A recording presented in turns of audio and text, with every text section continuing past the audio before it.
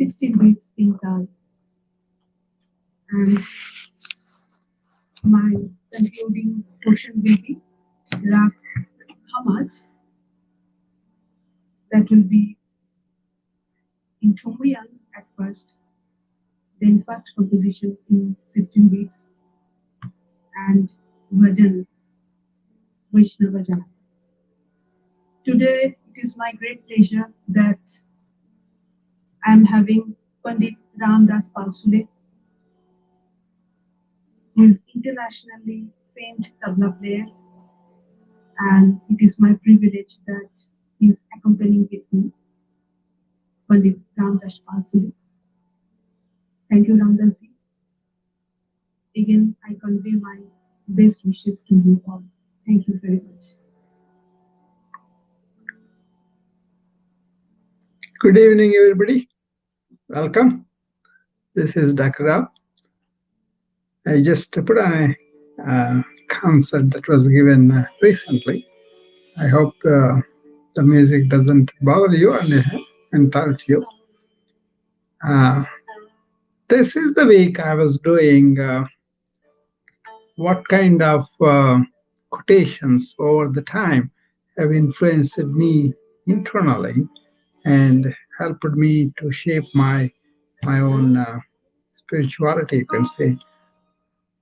I call that inner transformation, inner clarity, inner knowing, not based on some facts accumulation, but by observing certain truths of the life, right?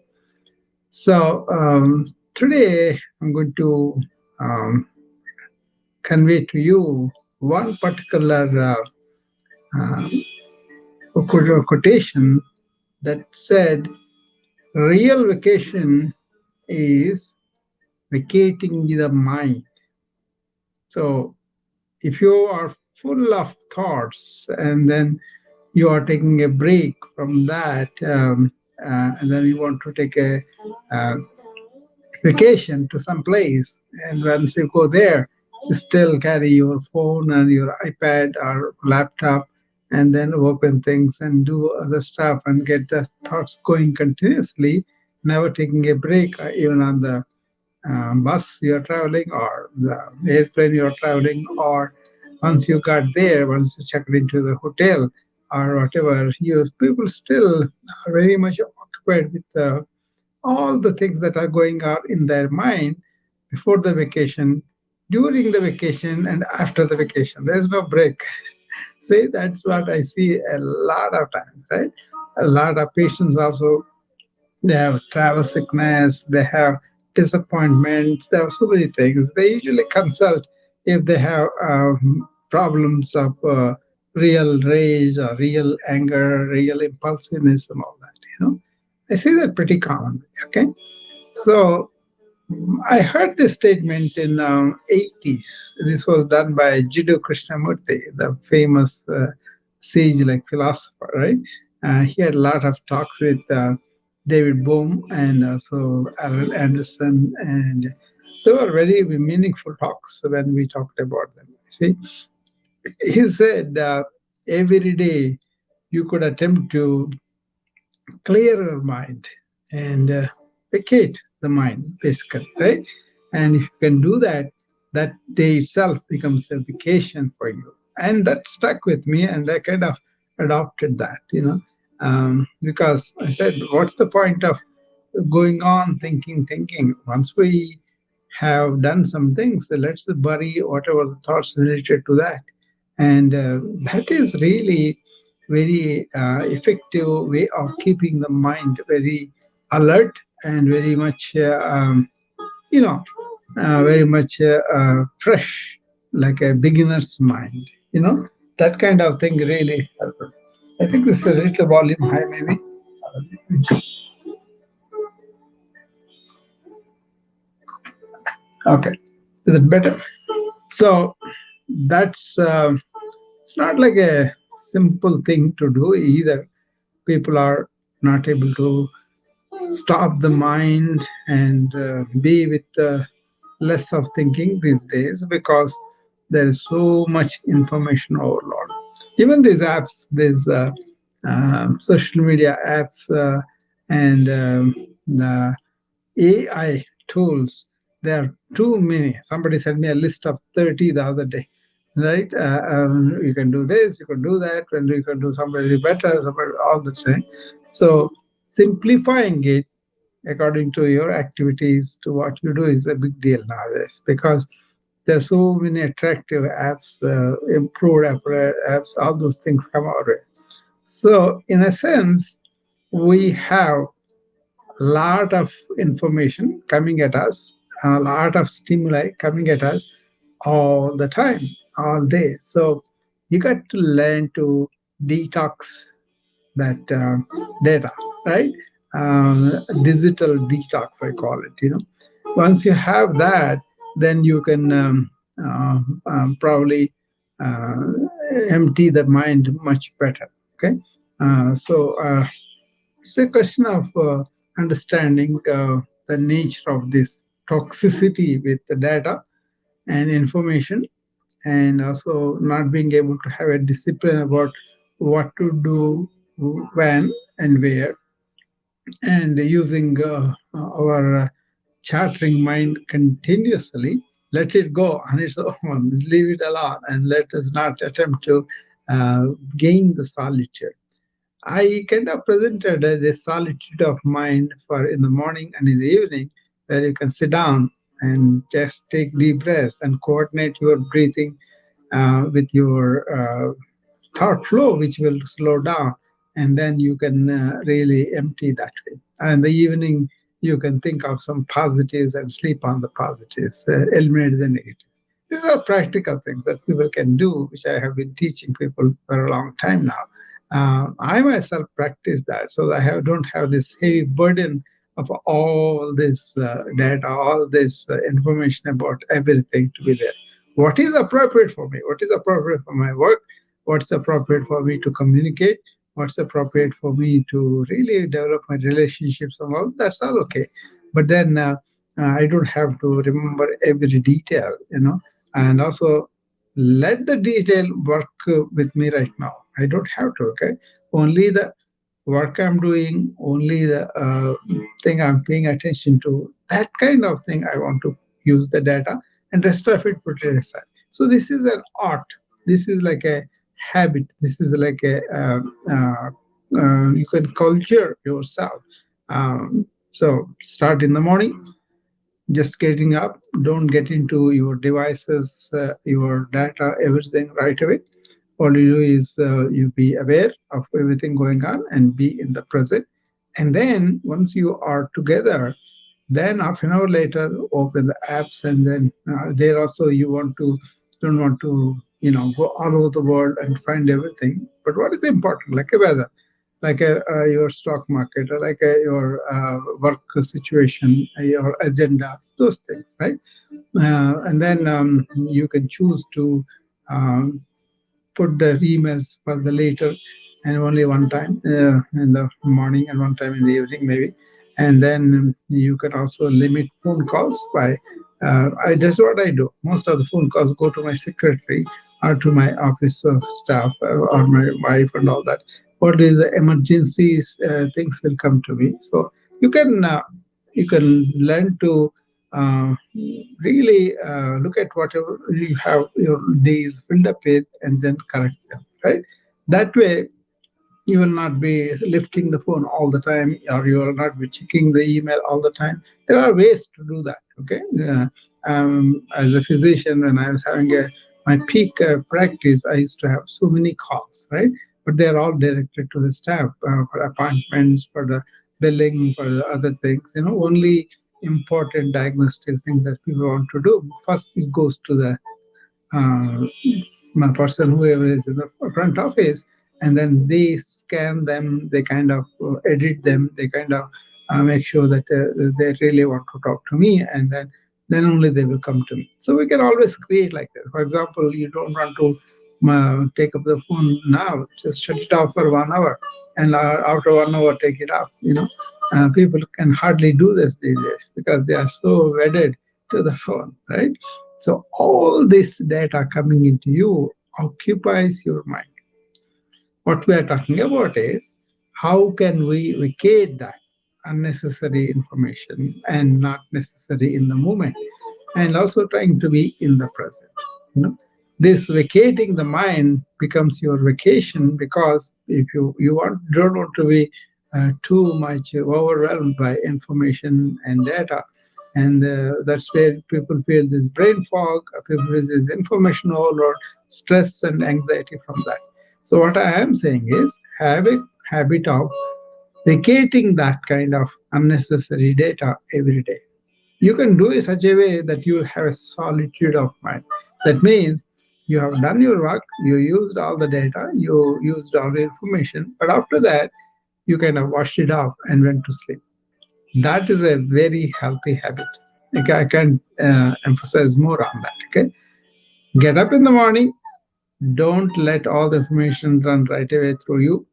Take some time to get into the present moment, be in awareness, and then consciously use the thought for whatever work you're doing. And in the evening, all the accumulations that you have in your mind, wash them off, vacate them. Then that night itself becomes a feeling of vacation, beginner's mind. You're just starting with an innocent mind. Like, that's very important to prevent dementia, and also really be sharp and be aware of what is going on in your life in the present, and also what is going on inside of you. You see, if you are aware of it, if you are sensitive to it, then you can change that, right? That will only happen if you don't have all this clogging, all this too much information there.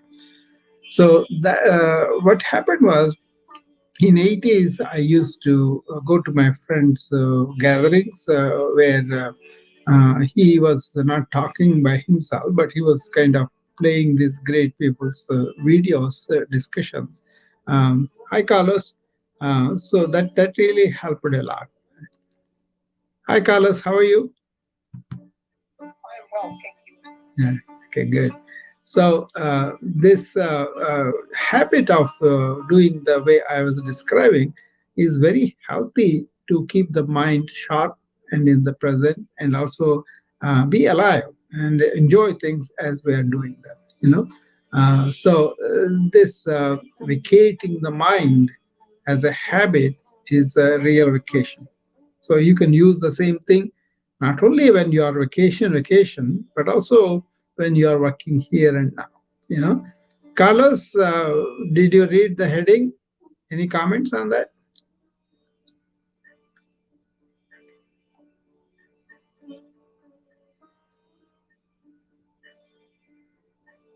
Maybe he's busy right now. Okay, so Well, I'm sorry. I was going to say, yeah, I read the title, and vacating my mind does bring me peace. yeah, You know, yeah, it's nice to be able to shut off the yeah. mind.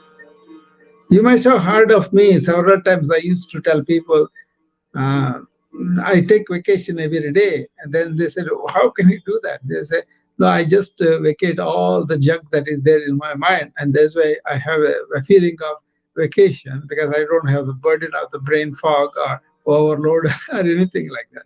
And that was not just a casual walk. It is an important aspect of my life, where I kind of approach in the present moment, and also basically what we call beginner's mind.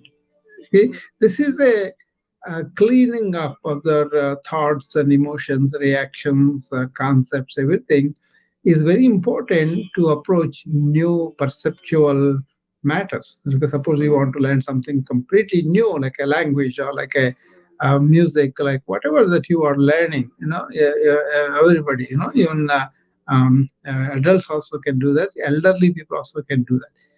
uh, as a matter of fact, when I first came to this country, I was in geriatric medicine. I saw a lot of dementia in that hospital. That was shock to me, because I never saw such advanced dementias in India. Maybe once in a while we saw somebody losing their memory, or not able to really communicate well, or they're lost in the streets and all that. But then the dementia was not very well diagnosed there, because they were not very familiar with it. On the other hand, I have seen people who are very sharp. Every family had these elderly people. like my grandpa that I knew.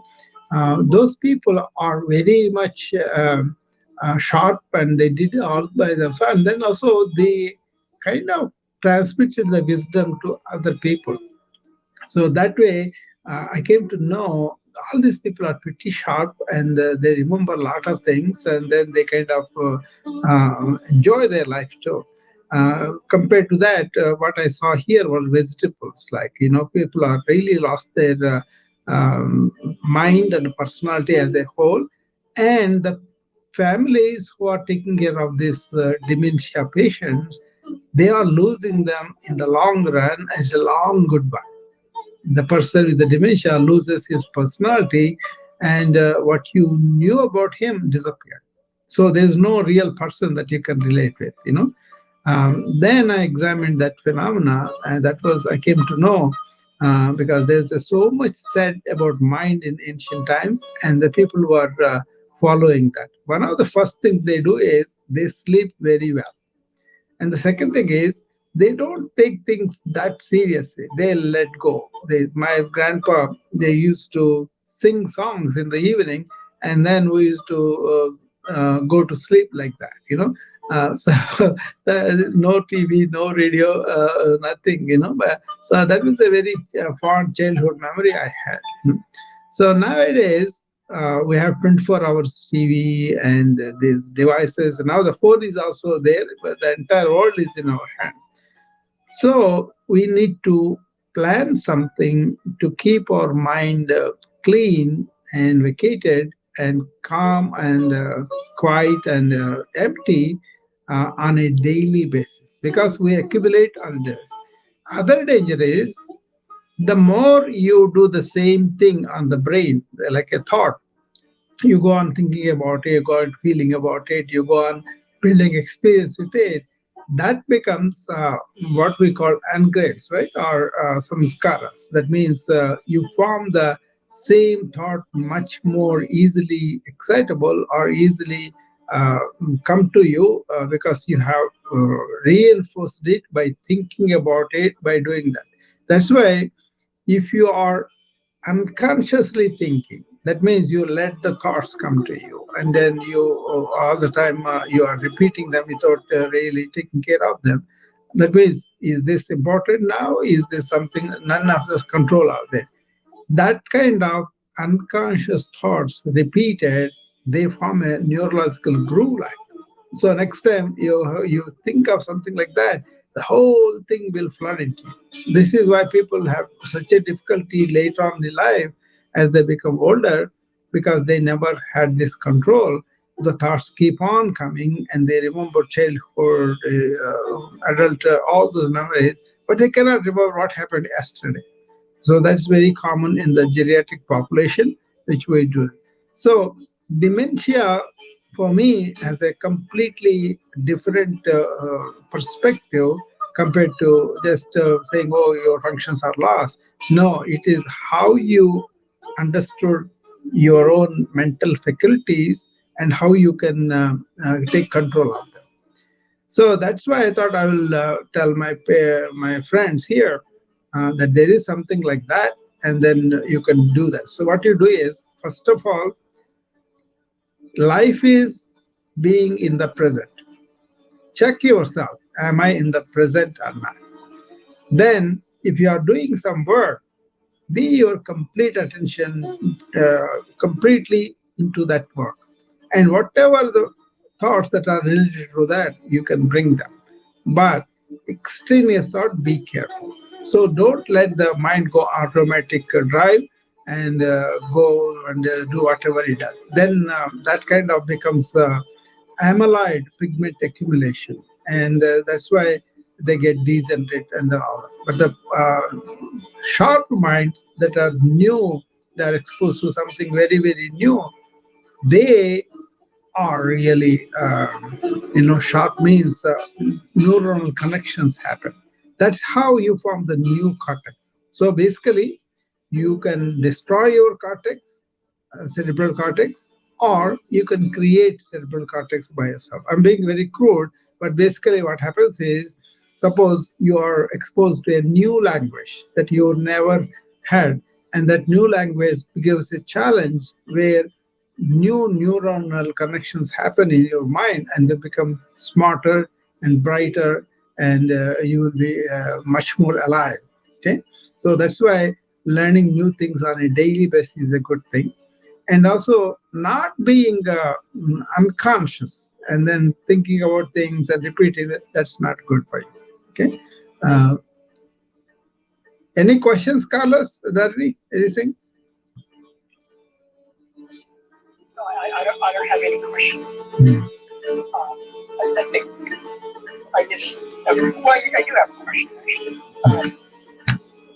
How do you advise people that are going under, like I guess people that are having financial stress is very difficult to deal with. How do you turn it off when it's something that's so important? Yeah, Worrying about you cannot work. turn, yeah, you cannot turn it off, Carlos. But what you can see is you can watch them, and then you can focus on something that you want to do, right? Then you won't be lost in the past and the future, but you will be bringing your attention to what is happening here and now. So the recording is there, the activity of the mind, like heart beats, mind also has these thoughts coming and going. The more you are unconscious about them, the more they become automatic. So what you want to do is, first of all, get the control of yourself, whereby you are becoming the watcher or witness or observer, that you are able to do. So I usually tell people early in the morning, just after you getting up, what you do is you want to inculcate that muscle of attention rather than unconscious thinking. That means that happens only in the present. So ask yourself when you get up, are you in the present? What's happening with the weather? What's happening with the atmosphere? What's happening around you? And you be in touch with that. And also, what is happening in your body? Do you feel pains or aches or anything like that? Or do you feel lethargy or you feel dizzy? All those things, right? Then you are in the present. And you can also appreciate the nature, look at the flowers, look at the light, look at the rain, and all that. So start the day like that. And then all day, all through the day, whatever you do, completely involved in. So don't go do some hobby and then think of work. Don't go and talk to your wife and then think of something else. That kind of thing. Just attention to whatever. If you play, that's fine. If you are working, that's fine. If you are having a conversation with a friend, that's fine. Give complete attention. It becomes a tough thing to begin with, but then once you start to do that, at least for the major part of the work, relationships, and money, or whatever important things for you, you are giving complete attention. That's a good thing. And then refrain from all these uppers and lowers, the alcohols, the drugs, and all that. And in the evening, most important is before you go to bed, make sure your mind is silent and solitude. Yeah, that comes with the meditation, with mindfulness and all that. Once you learn that and implement that before you go to bed, especially if you cannot stop the thought, think only the positive ones and sleep on the positive ones. That helps a lot. Thank you so much, Dr. Rao. I just got called to dinner, so I'm going to go Okay. give my dinner and my wife 100% of my present. Good, good, good. Yeah, at least you listen to something here. That's fine. Okay.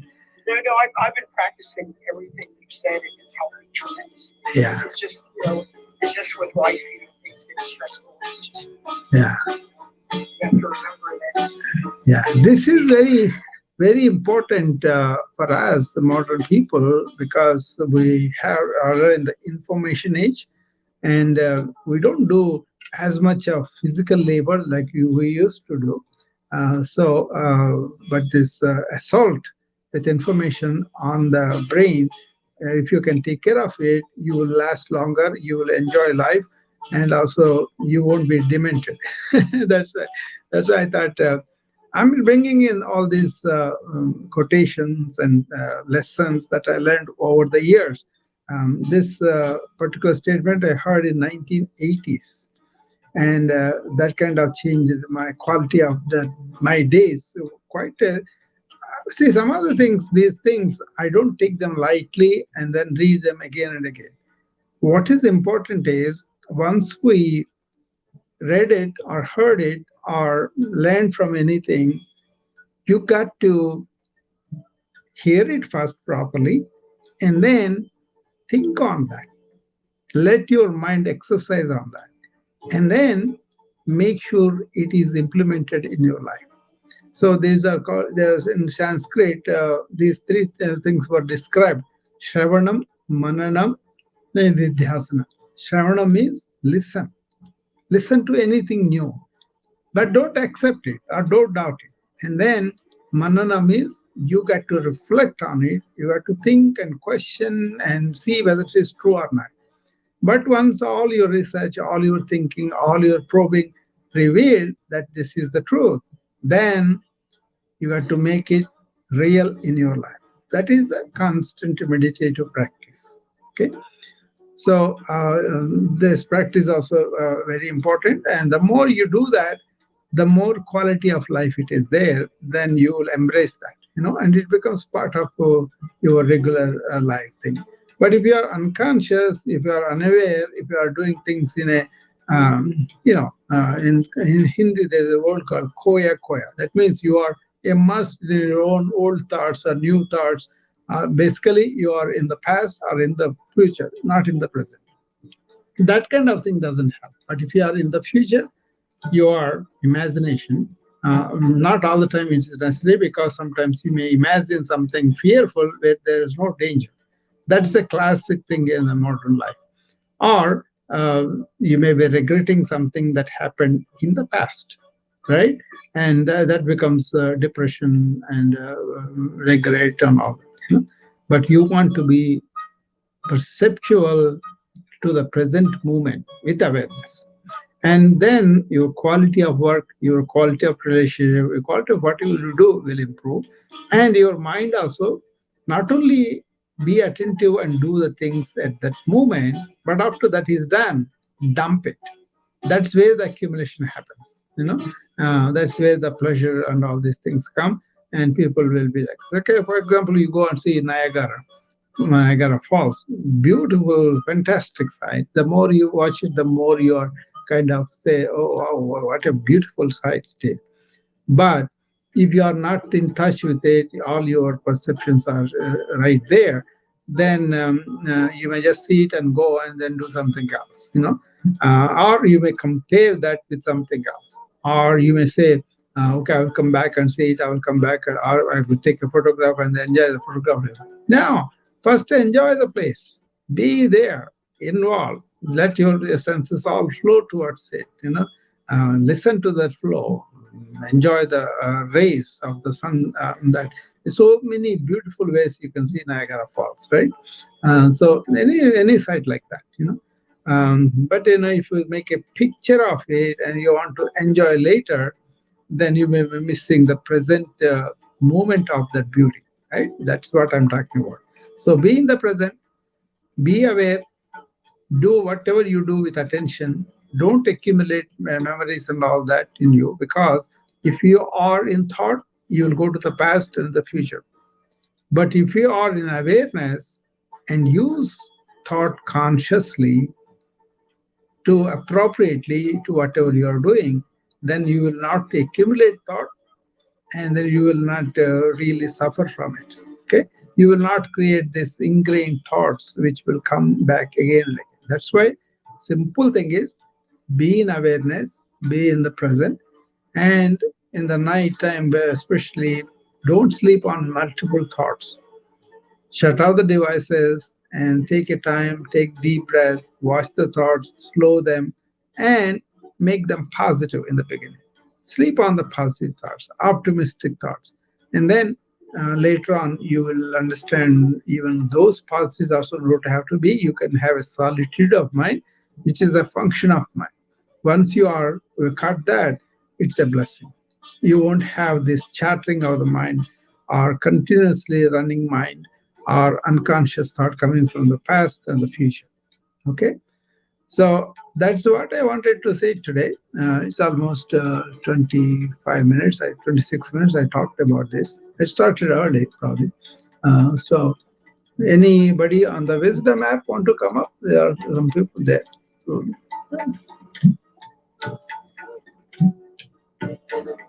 okay. All right. With that simple thing, our real vacation is vacating the mind. So every day I recommend you vacate the mind as much as possible. It may not be possible to vacate one thought also in the beginning. That's okay. Take your time, but do that regularly in the morning, through the day with attention, and at the end of the day.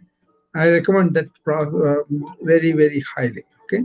Then slowly you will be in control of your own thought. You will be consciously thinking, and then you will not be accumulating thinking. You will dump unnecessary thoughts. That cleansing is very good. Okay. So with that, I will stop here, and I'll see you again tomorrow with another sentence that I kind of learned, and then as they are coming up to me, I'm bringing them here. Okay. Thank you.